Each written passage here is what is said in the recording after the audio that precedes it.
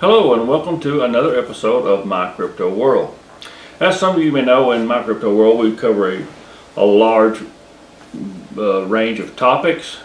Bigfoot, UFOs, personal life stuff, projects we're working on, and sometimes just nothing more than opinion.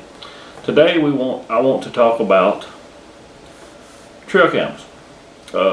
Specifically, there is a theory that is, I gotta quit saying I don't like doing it. Specifically, there is a theory that Bigfoot can manipulate or cause a trail cam to malfunction. I know there's a lot of controversy about why we cannot get pictures of Bigfoot on trail cam very often or almost never. Well, some people, gosh, gotta quit saying Well, some people think that Bigfoot can manipulate trail cams and cause them to malfunction and not take a picture when a Bigfoot is around. Now, I personally do not believe they can do this, but who knows? Maybe they can, maybe they can't, but my personal opinion is they probably most likely do not. There's another theory also that says that or it goes kind of like that they think that Bigfoot can see the IR laser and they avoid the camera, which now that could be possible. They may be able to see light variations that the human eye, maybe cannot see as well, and they could see that and avoid it. But still, I still don't think that is the main issue. I think the main issue is why we have a difficult time as to getting Bigfoot on game camera is that the sheer volume that we would need to cover. I like to call it the needle in the haystack theory, where it's the sheer volume of the forest is so large that it's like finding a needle in a haystack.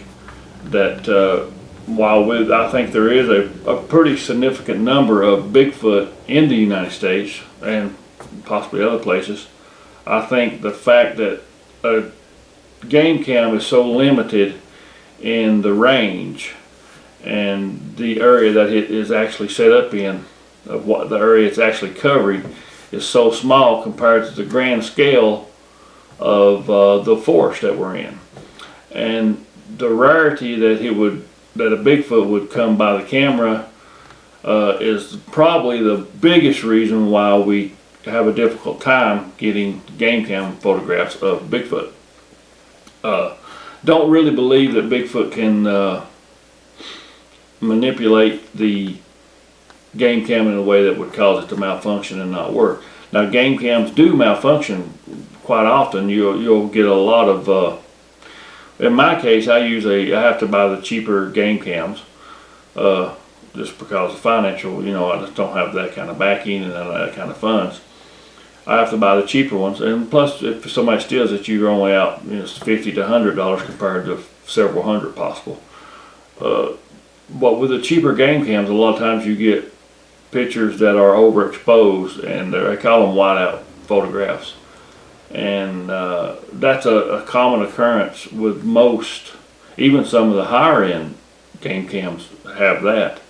So that's a common problem, but sometimes it only be one or two photographs, like either early in the morning, late at night, or if just the lighting is not good anyways, you'll get that. Could be because a low-hanging tree causes reflection or anything. It's just hard to say, different aspects that might cause it, but I think that's just a normal malfunction due to camera quality and lighting and things like that, not a manipulation from a Bigfoot making the camera malfunction. What else? That's back to them possibly seeing the IR, and I think that's a good possibility that they may see it and avoid it. But you got to think, if a camera is well hid, or it's disguised in some way, or it's put in an area where the IR wouldn't be seen until whatever the creature may be, a Bigfoot or whatever, was already in the area, that wouldn't play a factor. So placement of trail cams is, that's an important thing as well. I currently have out 3 game cams. I think you guys probably watched, might have seen the video of where I was setting them.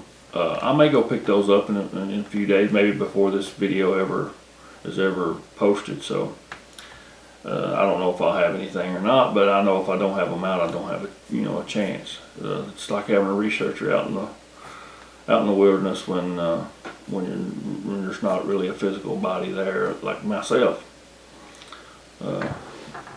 Increase their chances, but like I say, I think the main problem with obtaining a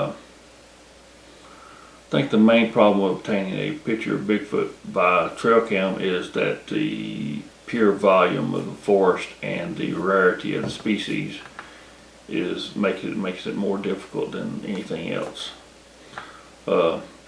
If you got a Bigfoot area where there's you got an area where there's Bigfoot activity, of course the chances of actually capturing something is much better. But still, I've been into Bigfoot areas where I know there's pretty constant activities, but there also are periods where there may be weeks or months where there's nothing.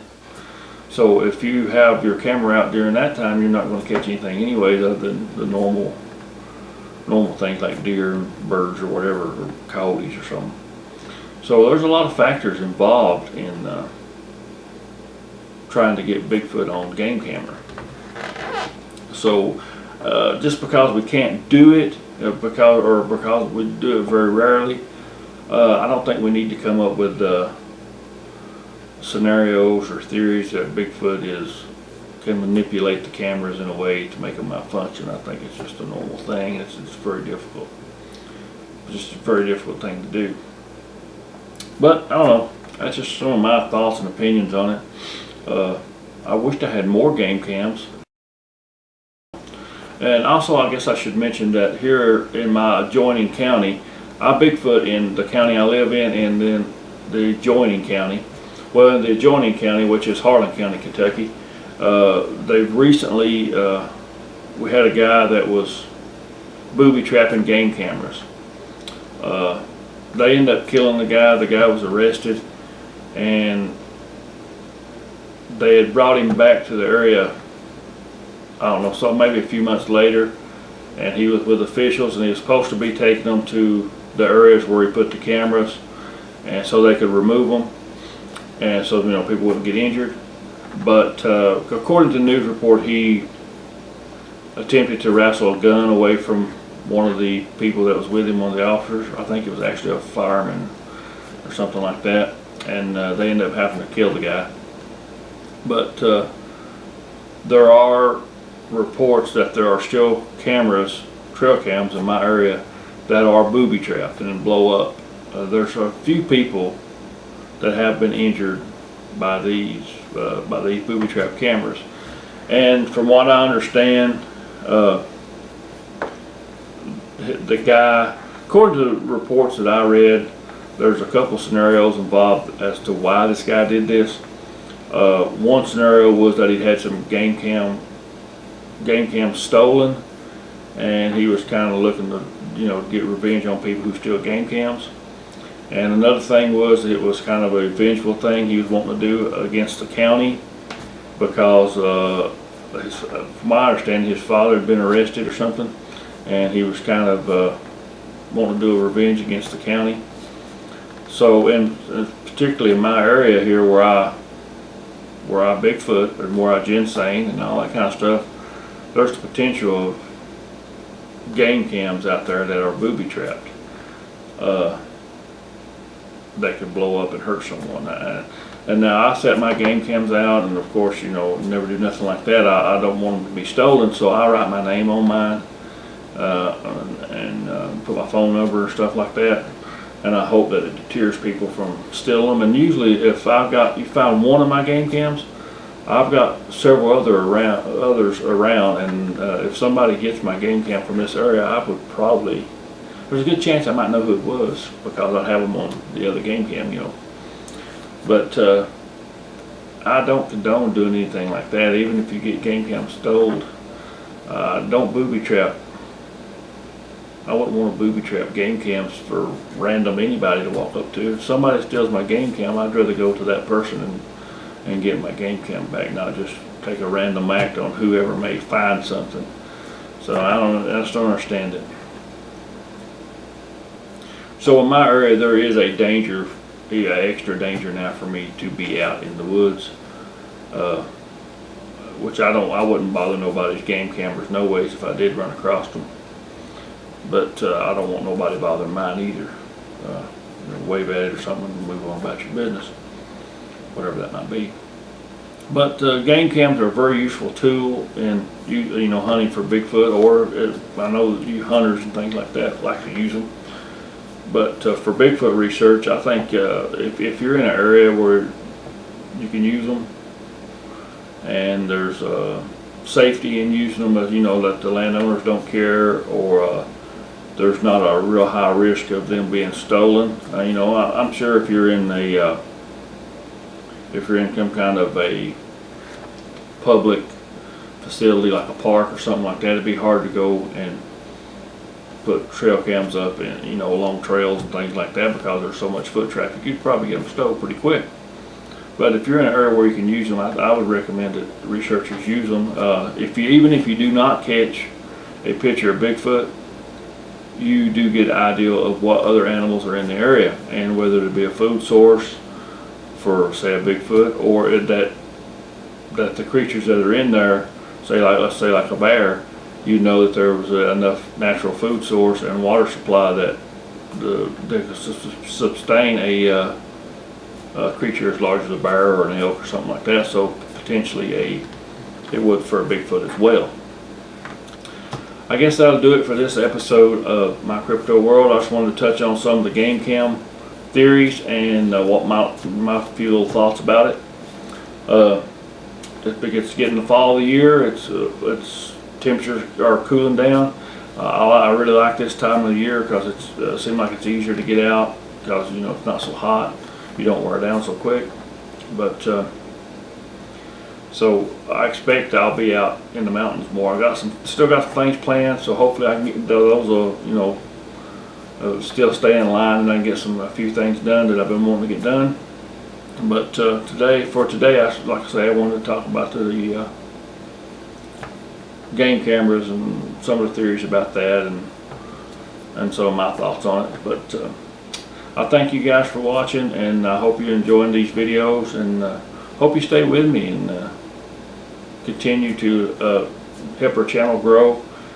Our YouTube channel is a source of funding for me, in particular, to help grow, help keep Bigfoot researching and to buy equipment and to keep websites running and things like that. We do a lot of stuff that maybe you're not aware of that does have expense to it.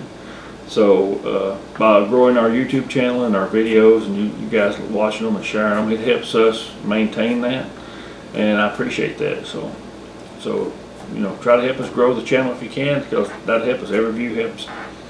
And like I say, I appreciate you guys watching, and I'll see you on the next episode. Have a good day.